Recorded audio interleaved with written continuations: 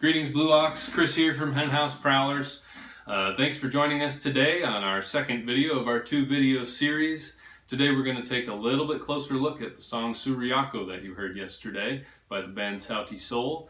We're going to talk about how the song works, how we put it together, and we'll teach you some of the licks in it too.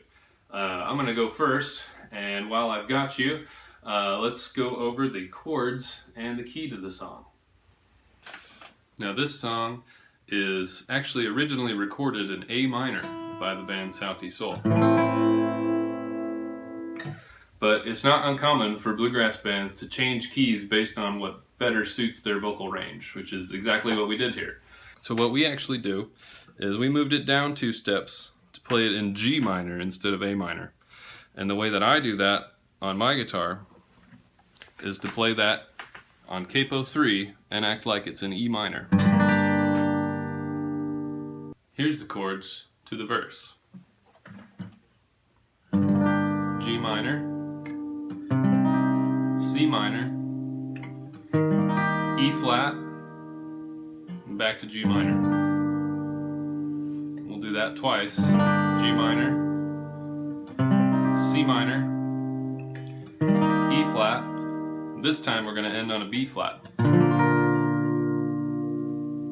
Here's the chords to the chorus. E flat, G minor, F major, B flat, up to E flat, G minor, F. The second time we end back on that G minor. Now let's talk about that intro lick. That intro lick actually happens 3 times in the song, once at the beginning, once in the middle, and another at the very end. Now this intro lick is actually going to start on C on your highest string, then we're going to go up to D sharp,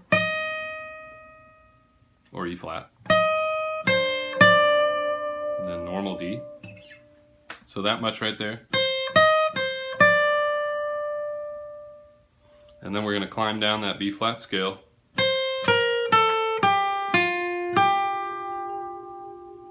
Now that intro lick is part of a pickup measure at the start of the song.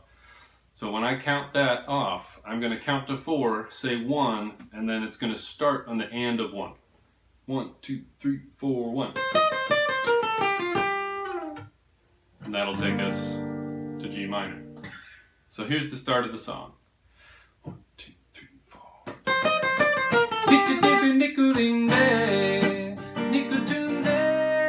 Now that you know the chords to the song, the key, and a little bit more, let's head over to Jake and see what he's doing. So let's go ahead and jump into the rhythm parts for Sura Yako. Now rhythm is one of the key elements in music, and to me, arguably, I would think it's the most important. So Sura Yako in the rhythm might be something that's new to you, and that's totally awesome. Something in this video that we'll do is we'll go over how to kind of digest this music if it's your first time listening to it. So let's go ahead and dive right in. So right here, you're going to hear a higher pitched drum. I'm not sure which kind of drum sample they're using or if they're using real percussion, but we can go ahead and listen to this. The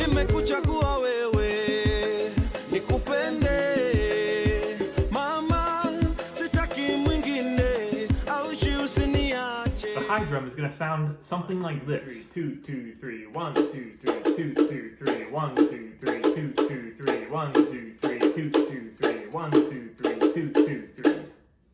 It might be worth noticing that this first high drum part is not in the second verse. You can kind of hear the guitar taking over that rhythm roll. If we go back and listen to that first part, you might hear this middle drum. It's not necessarily playing a snare, and it's not playing a bass drum, but I'd like to take a look at it. It sounds something like this. 1, 2, 3, 2, 2, 3, 1, 2, 3, 2, 2, 3, 1, 2, 3, 2, 2, 3, 1, 2, 3, 2, 2, 3, 1, 2, 3, 2, 2, 3. Now the bass drum is playing something that we'd like to call a syncopated rhythm.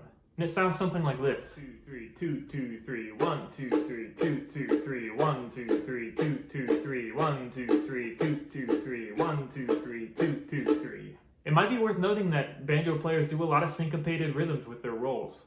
So over this chorus, we have something a little bit different. We have a snare drum that's introduced, and it has a rhythm that's something like this. along with our bass drum that's syncopated. 3, 2, 2, 3, 1, 2, 3, 2, 2, 3, 1, 2, 3, 2, 2, 3, 1, 2, 3, 2, 2, 3, 1, 2, 3, 2, 2, 3. If you add these rhythms together, it's going to sound something like this. I want you to go ahead and pick a part of that rhythm and clap along with me if you can. 1, 2, 3, 2, 2, 3, 1, 2, 3, 2, 2, 3, 1, 2, 3, 2, 2, 3, 1, 2, 3, 2, 2, 3, 1, 2, 3, 2, 2, 3. And one question you might have is, how do we fit this over a bluegrass instrumentation? And that's a great question. Luckily, the mandolin is a very rhythmic instrument. That's going to help us. It's going to be key. So the rhythm that I was playing in the video you might have saw yesterday in our other masterclass is a little bit different than how Sauti Sol played it. My part is taking some of the elements of the snare drum and adding it to the mandolin. And it sounds something like this.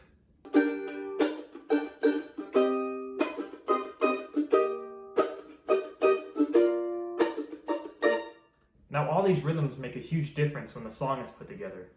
You might think pop music isn't that interesting. Go ahead and dissect some of your favorite songs and you might hear a lot of variation in it. That's what makes this music by Sauti Sol so interesting.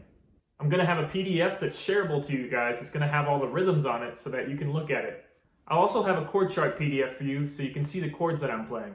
Now I know that was a lot of information thrown at you at once and you might not understand all of it, and that's totally okay. One thing that's important though is that you use your ear when you're listening to this music because it will guide you to hear these different kinds of rhythms that you might not be familiar with. Thanks y'all, I appreciate you for listening. Let's go ahead and throw this over to Ben so we could review his banjo part. Thanks, Berkeley. Folks, that's Jake Howard on the mandolin. He's the newest member of the band, and he's kind of a nerd, but he's awesome. So I'm going to walk you through how I adapted this song to bluegrass-style banjo. It felt pretty daunting at first, but I quite literally put the song on repeat in my ears and tried to figure out how to play along with it, and ended up finding a banjo roll. Rolls are the foundation of bluegrass banjo. They're the finger-picking style that you do with your picks. I found a roll that fits nicely with this 6/8 time and allowed me to follow some of the syncopation that Jake was talking about.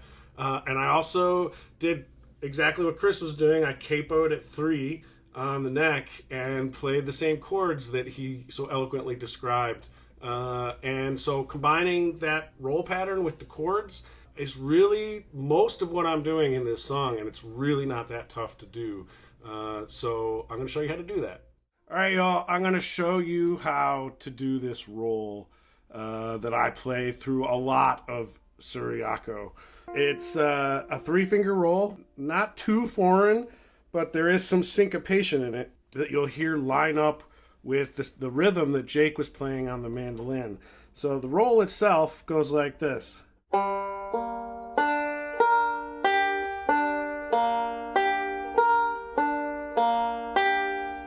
Kind of a long roll, but once you get it under your fingers, it really flows nicely. And if you hear me do it along with the chord progression, you can hear some of that syncopation that matches up with how Jake's playing the rhythm. And it really allows me to kind of lean into the song and give it a little bit of drive, even though it's in 6/8 time. Okay, I'm going to show you the chords on the rolls here. These are the same chords that Chris taught us. I'm capoed 3 just like him.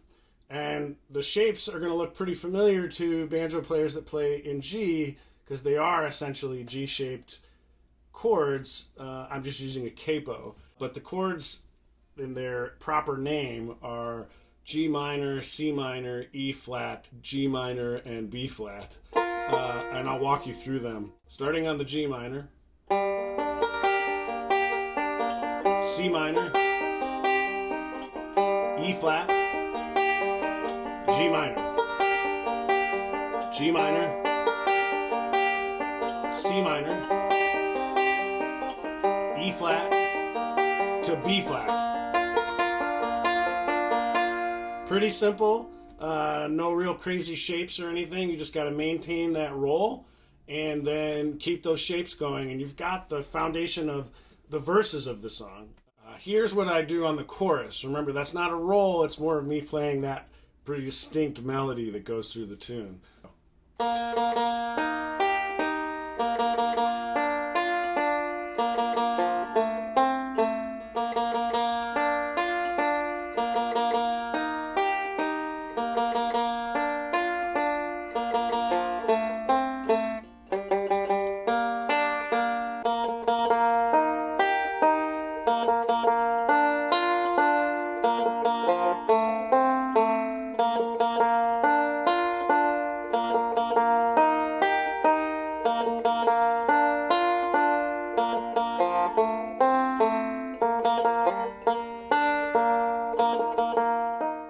As Jake pointed out, there are at least 4 rhythms happening in this song.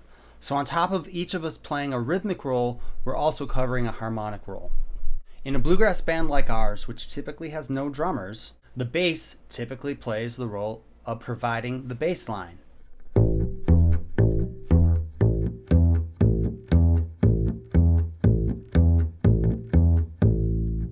While also playing the role of the bass drum, or as it's often called, the kick drum, by playing those notes right on the downbeat, the way a kick drum would typically play them.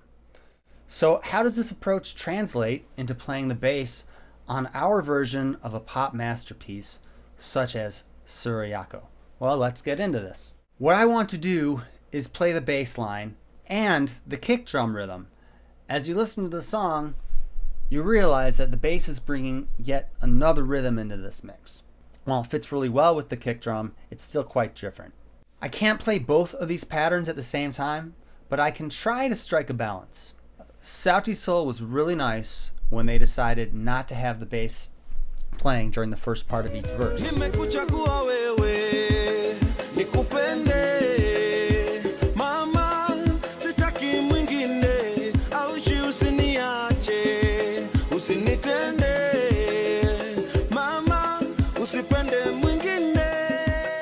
So on the first part of the verse, I'm going to play mostly on the kick drum rhythm. This song is in 6/8 time, which it turns out is kind of like playing a bluegrass waltz.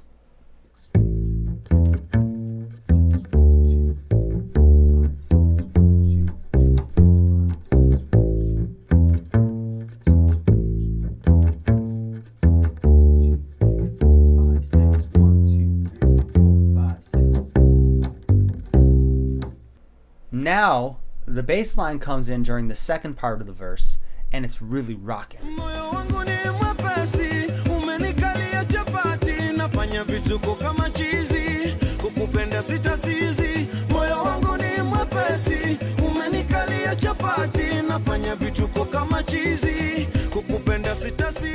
Now, my approach here is to add a few notes to what I was playing for that kick drum rhythm.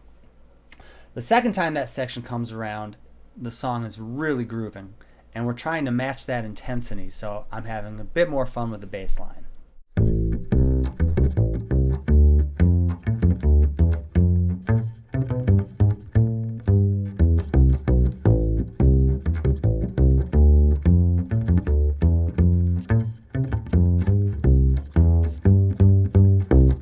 On the chorus, the bass line is not very active, so I'm back to playing what's really a lot like that bluegrass waltz bass line. But at the end of the chorus, the bass gets really active again, so I jump back onto that bass line.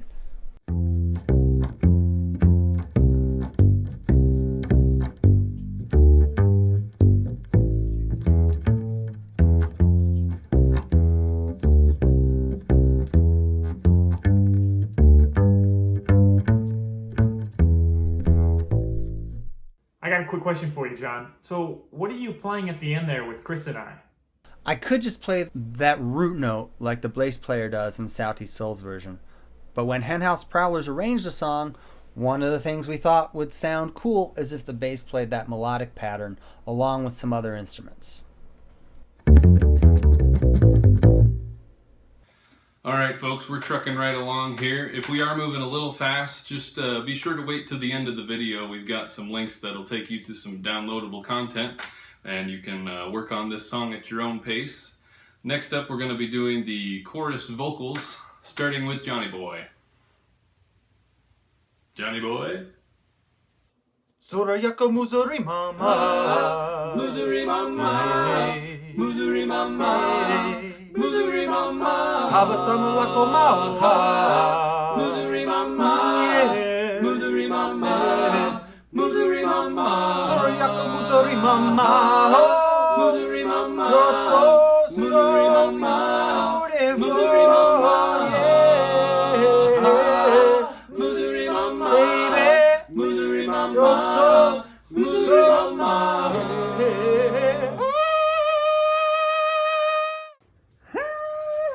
No. No.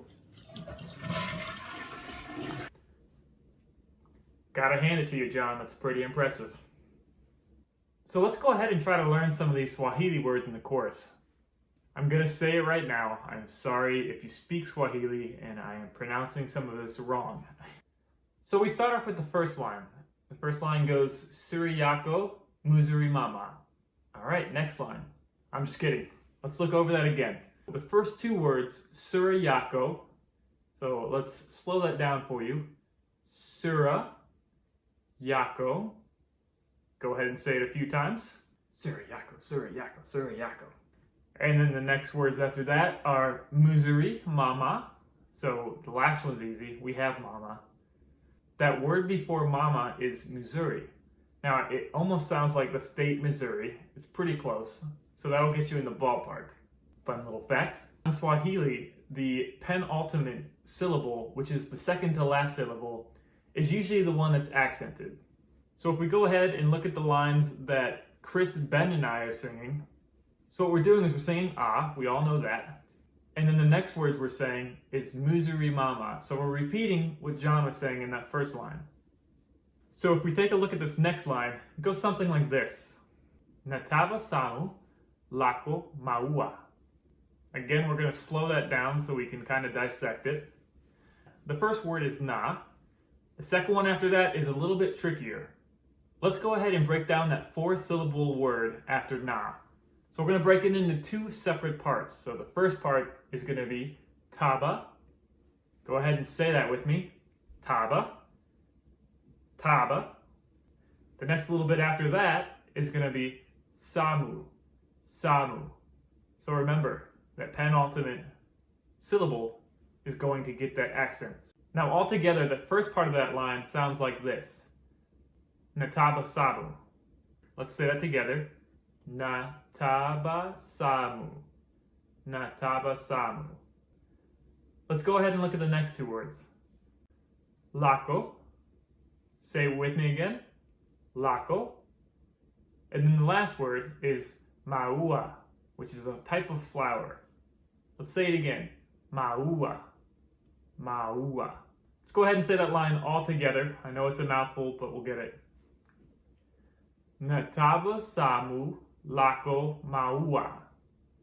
So luckily for us, those first 2 lines repeat again, so we get to use the same pronunciation.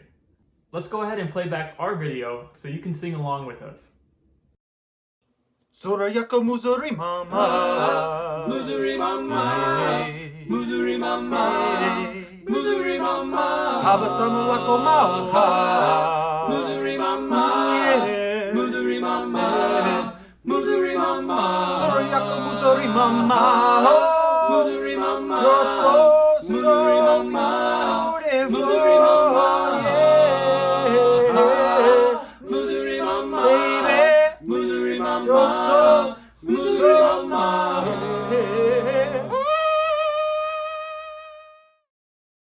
Hey everybody, thanks for following our workshops here at the Blue Ox Festival. It's been a real blast. I know we covered a lot of information. You can find all of the videos and the PDFs for the tablature if you want to keep studying at bluegrassambassadors.org/Kenya. Make sure you go and stream or download Sauti Sol's music. They are hit makers and they have a brand new album out that's absolutely fantastic. We want to give a big shout out to Blue Ox for putting this together. We can't wait to see you all as soon as possible, hopefully later this summer/fall. Everybody have a wonderful day and enjoy the rest of the festival.